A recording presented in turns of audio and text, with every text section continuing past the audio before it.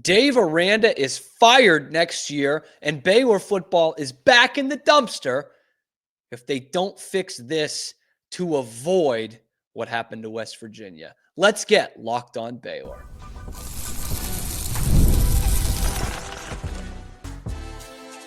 You are Locked On Baylor, your daily podcast on the Baylor Bears. Part of the Locked On Podcast Network, your team every day.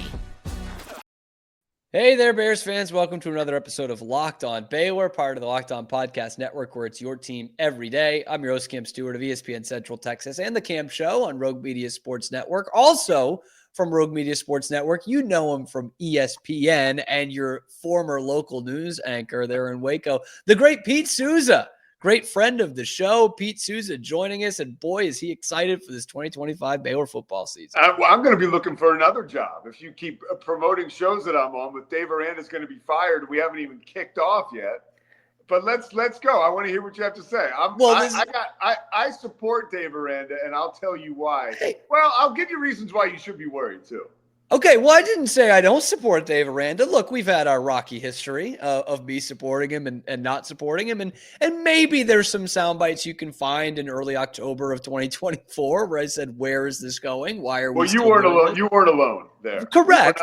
I feel vindicated by not being alone. But yes. It's more the way this could go. We're going to talk about this, how Baylor can avoid West Virginia's mistakes because the symmetry is going to shock you. Plus, we're going to take a look at the schedule a little bit more in depth with the guy who broke the schedule. That is Pete Souza, and a guy who's covered a lot of Baylor basketball this year. We'll talk to him about VJ Edgecombe and where he ranks in the players in the Big 12. But let's start with what we teased in the open there. Okay. West Virginia. Is this Drake Toll or is this Cam Stewart? Look, I just got to give the people what they want, Pete. Two of the most, by the way, two very talented young broadcasters, extremely talented. So, and honestly, I'm very happy to be here. Some younger and more talented than the other. We won't say who. But looking at this, like last year, West Virginia was the blueprint. Remember, like Neal Brown the year before did not get fired at the end of the 2022 season. He has the big bounce back 9-win 2023. We were all stunned that Dave Aranda didn't get fired at the end of 23. So we're like, that's what it needs to be. We need to have a West Virginia type year. And they almost did. They had an 8-win season, whereas the Mountaineers had a 9-win season. And then we kind of had to realize, it kind of fell off the face of the earth for WVU in 2024. So let me rattle this off for you, Pete, okay, before we get into your thoughts on this. Opening game of the season against an SEC, Big Ten, power, blue blood type, okay? And also in September, you get an upstart ACC team on the road. You get a FCS team, okay, that nobody cares about. That's a win. You get also in September a home game against one of the odds-on favorites to win the conference going into that year. And within the first 6 weeks of the season, you also travel to Oklahoma State. Am I talking about the 2024 West Virginia football schedule or the 2025 Baylor football schedule? You'd be remiss if you picked the wrong one, but they're very similar. So, Pete, how does this team that we have such high hopes for avoid the pitfall of what West Virginia went through this past year? Well, I think it's the additions that they brought in through the portal and the success they've had recruiting can help stem that tide, right? Those are positives coming into training camp, coming into the season. And you're right, there was a lot of fanfare and hype and excitement around Neal Brown and Garrett Green and West Virginia heading into last season. There was a lot. I do that show Inside the 12. And West Virginia, as we started the season, was one of the teams you looked at to be favorite. They were one of the favorites, right? And thinking, why aren't they getting more respect? Yes. Which is exactly what we're thinking with Baylor this year. And I'm somewhat dialed in at West Virginia. I have some people who are close to the program there, part of the program there, and they loved Neal Brown. Like super excited about him, super excited about this season, that West Virginia had made the right move, not letting him go prior to the, like you said, the turnaround. I think Baylor's a little different because it's a three-headed monster that comes back. And the quarterback play is, I think Sawyer Robertson is much better than Garrett Green. And I think that's a big part of it, by the way. Like Garrett Green was also coming back, but Sawyer Robertson's undoubtedly a better quarterback. Yeah, he's a much better quarterback. Sawyer Robertson could be very special. And you also look at Josh Cameron, and you look at Bryson Washington, and you look at the way that Baylor was winning football games last year up until the bowl loss to LSU. They were really striking people in the mouth and overpowering them. And, up front, obviously, I go back to like with the Eagles winning the Super Bowl, and like I think we're headed in an interesting direction with football now. Whereas, that's right, it's one in the trenches. And having a good running back that can gain yards after the contact, and maybe one or two of them, especially in college, can really be a path to victory. And then when you have a quarterback like Sawyer Robertson coming on the back end, throwing against a front or a defense that is engaged to try to stop the run, I don't think West Virginia had this dynamic of an attack coming back as Baylor does. And I don't think they had it going in the trenches like Baylor does. I think that is something that weirdly becomes like mutually exclusive amongst football fans, that if you have this great high-powered passing offense, that like you don't think that they do well in the trenches, but they kind of have to. Anyway, and that was a big part of this turnaround that doesn't get talked about enough. Well, that was including what me, you're saying real quick. That was a big part about a lot of the offenses that we've seen in college football, right? It's like the up front, they take the wide splits, right? They, shotgun snap, the offense from living in West Texas and covering football in Central Texas, and then the quick strike. So, you're not asking too much of your offensive line. Right. What Baylor can do by running the football is, you're exactly right. Like, they've dipped into one of their strengths by running the ball more last year. And that's something I think we'll continue to see this year, where it's not so much that wide open offense that Sawyer Robertson had so much success in growing up in high school in West Texas, but similar to that with a real pronounced running game. Real quick, what would concern you about kind of the hype going into this season? The hype going into this season? Okay. I mean, that's the one thing I think you worry about. And I think you worry about, it's the same thing. I called the Albany game in 2022. And Baylor was ranked 5th, I think. 10th, okay. 5th was the final one last year or the year before, And they ended up, they blew out Albany, but it was a rough go after that for all intents and purposes.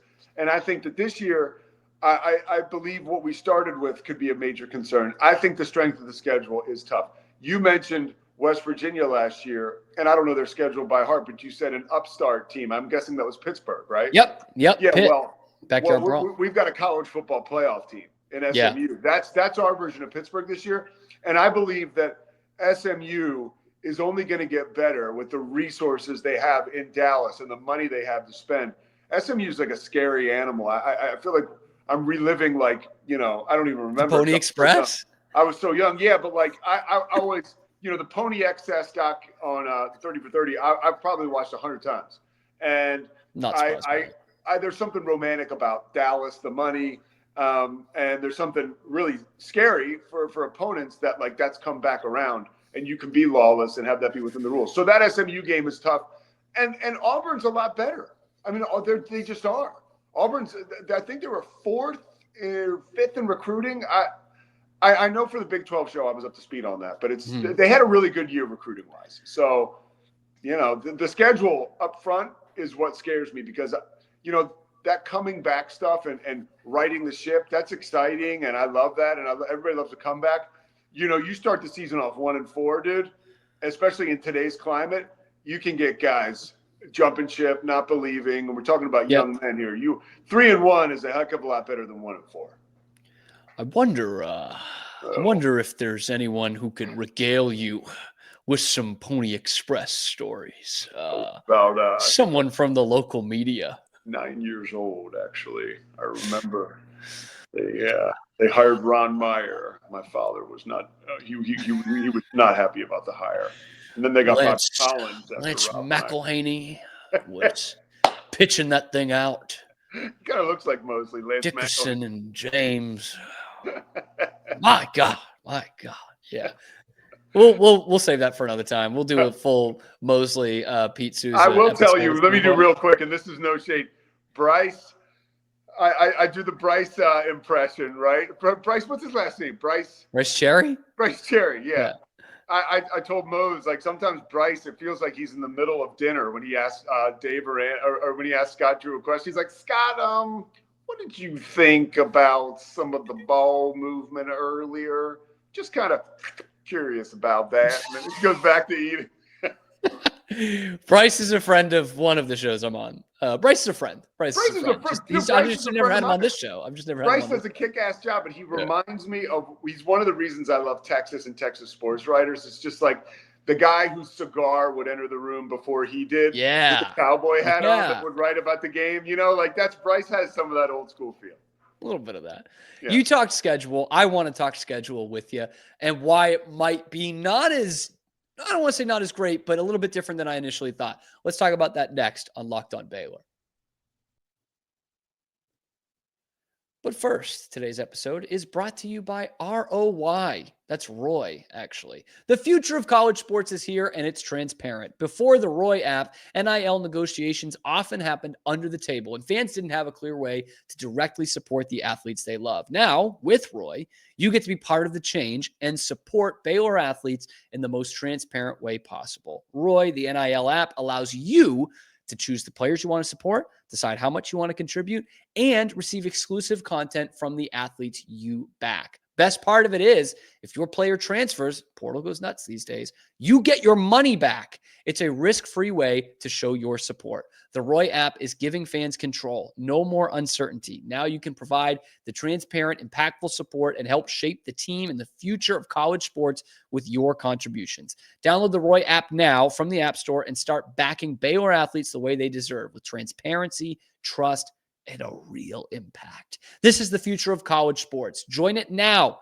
by downloading Roy and support your favorite players. Talking with Pete Souza of ESPN, Inside the 12, and the Pete Souza Show on Rogue Media Sports Network. Now, Pete, you were behind the unveiling of the Big 12 schedule, which was live on Inside the 12. It was a big deal. I know you had some, you must have had some info early on in this process and just waiting to put it out there. And we talked that same day that after you guys had released it. And I had said, which I've said on this show before, I kind of like how it works out, that it's a front-loaded, tough schedule for Baylor. Let me ask your opinion on that first and foremost. The games are still tough. You still want to win them, but does it make a difference to the committee, do you think, that you can lose to some good teams early if you're hot at the end? Yeah, I think it does. I think and more so, Cam, I don't mean to like change the point, but like I worry that if you get off to a slow start, that things can just blow up on you. I think it's so rare that you can, have a lot of success on the back end of your schedule. And the back end of your schedule now, you features teams like, you can't tell me Utah's not going to be a lot better. You just can't. I don't like Devin. I don't see the hype with Devin Dampier. I just don't see it. I talked with JT Wistersill this week. We saw what DeQuan Finn did in his limited time in the Big 12, and this guy was not as good as DeQuan Finn. Yeah, but I think you take okay, fair. I mean, he takes his OC with him, which is a difference, but yeah, but Utah as a program, Kyle Whittingham with culture, like more often than not, and I know it was in the Pac-12, but Utah's going to be good. Like you've got, I believe that this last year was an outlier until you show me it wasn't. That's what I believe. Well, yeah, I don't think they suck. Yeah. No, and I'm not saying they're going to win the national championship or even go to the college football playoff, but they're not going to be as bad as they were last year. And they're part of the back end of that schedule. I'll tell you one team on the back end that I'm still not so sure about is Arizona. I think they can be really bad. I know, and that stinks. I could see them kind of at the bottom. And I don't understand. I've done a bunch of hoops games out in Tucson, and I've been there before, but I've never done a bunch of – I can't imagine why you wouldn't go to school there. That's a whole nother topic, but I would. Tucson, huh? Yeah. Yeah, sure. But so I don't know. Yeah, it's kind of unfortunate what's going on with them. But back to your point about Baylor, I think the committee, if you beat good teams, right, and you lose to good teams, I think you're going to look pretty good in the eyes of the committee if your losses are down, right? I think it's as simple as that. I don't think we need to overthink it. I mean, what I said was like pretty simple, but I think that's the truth. I don't know.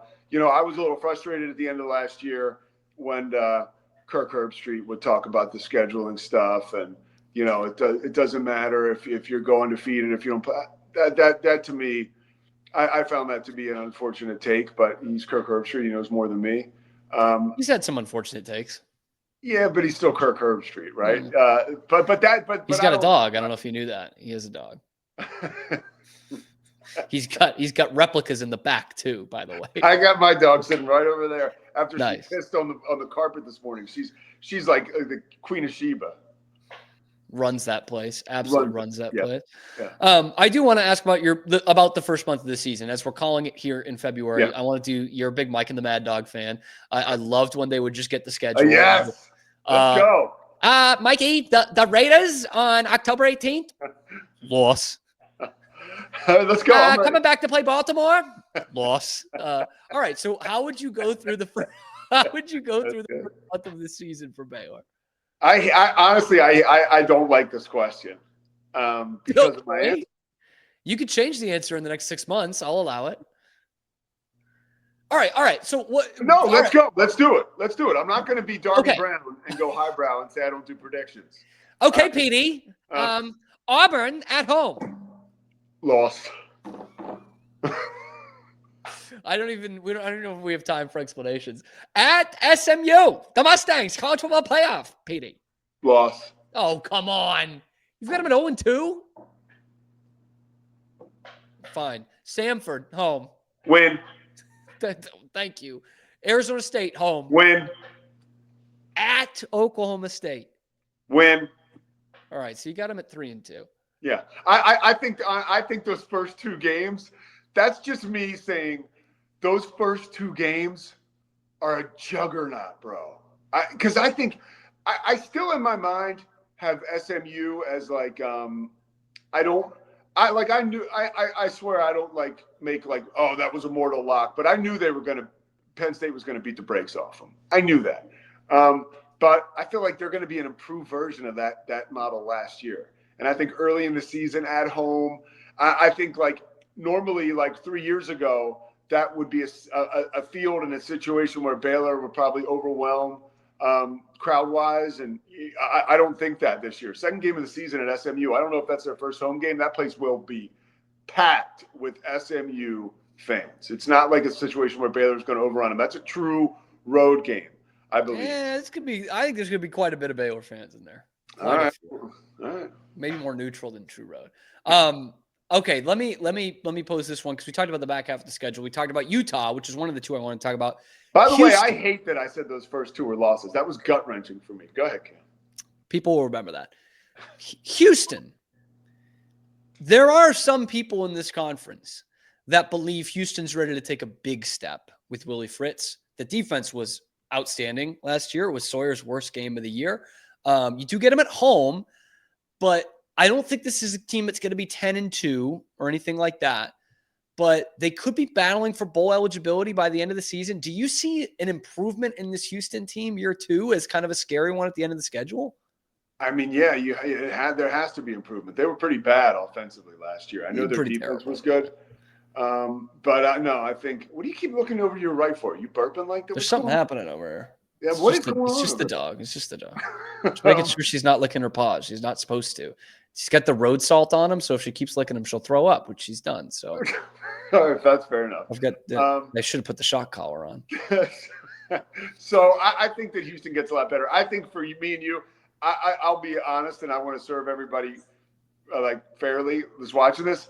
I think it's preposterous enough that we're talking about week one that I'm going to tell you about Houston on November 29th. So that's how we pay the bills, baby. I totally understand. And I do this myself 5 days a week. I understand. That's my authentic answer. That's tough for me to start going into that. All right. Well, for an overall broad perspective, I think Houston's going to be better. I do think, who's going to be the team that next year who's going to be the West Virginia? I hope not Baylor, right? But like, who's going to be? There's a couple teams that are going to maybe. Kansas got extremely hot at the end of the season, but it was thud. Mm-hmm. Houston the same. There's going to be different teams this year that take on that identity. that's just how it goes. Who are those teams going to be? Oklahoma State is going to be back.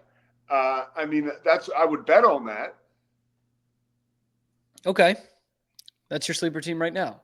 That's your sleeper team on February 19th, February 20th. I don't sleep on Mike Gundy. Okay. All right. How about this, Pete? Let's talk about someone you've been covering all season and a season that's almost at the end. How about that? Let's talk VJ Edgecombe next on Locked On Baylor. Pete Souza on the show, friend of the show, friend of mine. Pete Souza of ESPN and Inside the 12. I forgot how fun this was, Cam. It's a good time, man. It's a good time. I almost have to curb you. I got to curtail you. It was either you or the Gabby Petito Netflix doc, and this is better. And I think we're gonna have a better doing the doc or watching it. Watching it. Okay, you never know, Pete. You're a news guy. Have you seen any of it yet? I could use a recommendation. I watched the first 15 minutes, and okay. I'm in. All right, usually steer me the right way. I know we'll both be watching Celtic City in a couple of weeks, but we can't get into that here. We cannot get into that here. Yeah. But let's talk about basketball. You've covered plenty of Bears games this year. In fact, you've got the Baylor game on Saturday, which I want to talk about in a minute. But let's talk VJ Edgecombe. He's clearly been the guy that Baylor needs to go through, especially the last couple of weeks. I thought our pal Mosley made a great point the other night in the Arizona game of no one could guard VJ, and he probably took too long to realize that it needs to go through him. So VJ Edgecombe needs to realize he's the best player. He's the best player they've got. He's right. I mean, let's just be honest. But VJ's not going to lead the conference or even really Baylor in many statistical categories. But you watch the game, you realize how good he is, how much goes through him.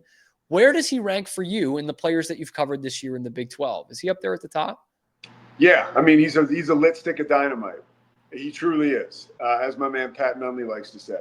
If I were to rank him up there, he's not quite – he's a better player, but he's not quite the bucket getter that Caleb Love is, right? Yeah. But I'm trying to think about you asked me a good question, Cam. I wasn't ready for this. So we're talking about the upper echelon being I think Javon Small is probly going to win the Conference Player of the Year. I have them the last game. I haven't seen him yet. Houston, Hunter Dickinson, preseason first team. Uzan's been great for UH. Uzan. Don't get yourself and Roberts too. Sorry, Uzan. Uzan and Roberts is scary. How good he could be. Yeah, I'll tell you, Tugler's amazing too. It's a good one. Uzan is. I think Uzan's a little timid. Not like, and that's where VJ. He's bloodthirsty. When he gets going, that play at the end of the first half, when he to dunk like that with two hands, I mean, it's like he's drawn to the rim. It's like it's a superpower. Like he elevates it. It's like shook, and you just don't see that. And I've talked to a lot of scouts this year around basketball and at Baylor games. Of course, I chat with Fran Fraschilla every time I get the opportunity. And Fran thinks he could be a top 3 pick, 2 or 3. I mean, he said that the other night, and he said it to me before. And other scouts feel the same way as well. He's also a terrific kid, which does not hurt, but he's a little more of a killer than like a Jacoby Walter was. Sure. Jacoby was. Here's a great example. And King McClure and I have talked about this on Inside the 12. I asked King, now this is not a moot point, but the kid is certainly going through a scoring drought right now. I think he was 1 of his last 11 and maybe 2 of his last 15 or something like that from 3. I know that just getting ready for this game. And I did ask King, though. I was like, what's up with his shooting stroke? Like, the kid can shoot. And King's like, I was waiting for him to sort of flip the switch from 3 because if you watch him shoot free throws, it's a beautiful motion. He shoots very well from the free throw line. Now, that's the opposite. There's 2 things that tell me when you shoot good free throws. 1, you're confident. And 2, you can shoot, right? Like, that is and we're talking about like a top 3 athlete in the country. Yeah. So it's not like he's like a try-hard. It's a great combination. And I think that is what separates VJ is that in order to get to the free throw line, you got to go to the basket. And he gets to the free throw line. Yeah. And so he is in attack mode constantly. And I think that when he does pull up from deep, he's able to show that pure jump shot that he's working on. And by the way, is only going to get better. I think that 3-point is going to take off in the NBA when that's all he's doing all day. I think that's really going to take And it's so off. interesting. I've heard more and more. I know we probably got to wrap soon, but I've heard more and more from Tom Crean. I heard it this weekend from Scott Williams. I heard it from Rick Pitino watching that Red Storm Rising doc, which is amazing. They talk about actually learning the mechanics of shooting. Yes, yeah. And coaches are not – that's not being quite browbeaten into players like it was when I was a kid. And that's really important, right? Like the mechanics of shooting. And I think VJ already has some of those mechanics. And gosh, to think they're going to get better. It's going to be great. Yeah. You've got the game this weekend. You're returning to Boulder. Yeah. I know you've been to Boulder this year because, sorry, ladies, Pete got engaged in Boulder just a few weeks ago. So big congratulations to Pete. But we don't know a lot about this Colorado team. We have not seen them. I don't want to say flown under the radar because they've not been good. We saw them beat UConn and Maui, and that's about it. So you've seen a lot of Baylor. You've seen some Colorado as well. What should Baylor fans be expecting from this game this weekend, specifically from the Buff side of things? I'd be worried about Tad Boyle because he can coach his ass off. And this is a team last year that went to the Sweet 16. They lost 3 guys to the NBA, and they just really have not been able to recover. They're a good example of how sometimes you can get burned a little bit in the transfer portal in a sense that they've brought guys up. I mean, they have one guy, Malone, who's like he's a 5, but he's undersized and he's from an NAIA school. They got another kid whose name escapes me right now, is a great player, but he's a Division II transfer. Like they're just not, you're going to watch them and you're going to be like, okay, I'm not terribly worried about these guys athletically. You're just not. But they will. I watched them take Houston to the wire. It was a 2-possession game with 4 minutes left, 3 minutes left. It's not a great place to play. It actually, I was surprised, and I'm sure for Baylor, there'll be a pretty good crowd, pretty decent crowd in there. So it's not going to be by any means like an easy place to play. I know they won last night, but like a TCU game on a Tuesday night against Oklahoma State or vice versa, like going to play Oklahoma State playing at home and on a Tuesday night, you'll get real kind of drab crowds. You won't get that on Saturday. I don't think, at least, but from my experience. So it's going to be a difficult game because you're on the road. You're halfway across the country. I think that those guys know. And it's Kelvin Sampson. I heard him tell Houston this before the game at practice on Friday night. These guys can make their whole season by beating you. Yeah. And this is not a team that's going to lack effort or drive at all, Colorado. So it's a dangerous game because we're not talking about Baylor. Baylor's trying to do more with less, right? I love, by the way, if these guys go on a run, maybe we can call them the 7 because that's what Scott Drew referred to his rotation as in the press conference afterwards, the 7. So we'll wait for that run to come first. And I don't think he meant it as a compliment, by the way, but he did call him the 7. Oh, man. I know you're on the game, so I won't ask you for a prediction on this one, but Pete Souza will have the call Saturday afternoon, another afternoon game. Love those. 2 o'clock, I think 3 o'clock local.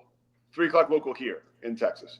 Great. Brilliant. I'll take your word for it. Pete Souza, you can catch him on Inside the 12, obviously in the game this weekend. You can catch him every weekday as well, live on YouTube at 10 a.m. Central Time on the Pete Souza Show. You're going to love that. You're going to watch the whole thing. And maybe by mistake, you just don't get off the Rogue Media Sports Network. He tells you about this great show that's coming on right after that, and you stick around and you watch the Cam Show at 11 a.m. Central Time every weekday. Pete, Cam, you single-handedly got me interested in hockey again. You and the Four Nations tournament. This is what I do. Together. I'm pumped for Thursday. If I can save just one sports fan, it's all worth it. Tonight, I should say. It's all worth it. Yeah. Oh, I can't wait for Four Nations tonight. Of course, I'll record tomorrow's episode before because I'll be so locked into that thing. One of the biggest nights of my life coming up tonight because that's how I've hyped it up. Pete, thank you again. Great to have you back on the show.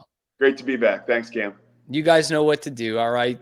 Tell me how much you love Pete down in the comments below, how much you think his point sucks. Let me know in the comments below. Be sure to like, subscribe. It helps out the channel a ton. Thank you for making it your first listen today and every day, and we will see you tomorrow on your favorite show, Locked On Baylor.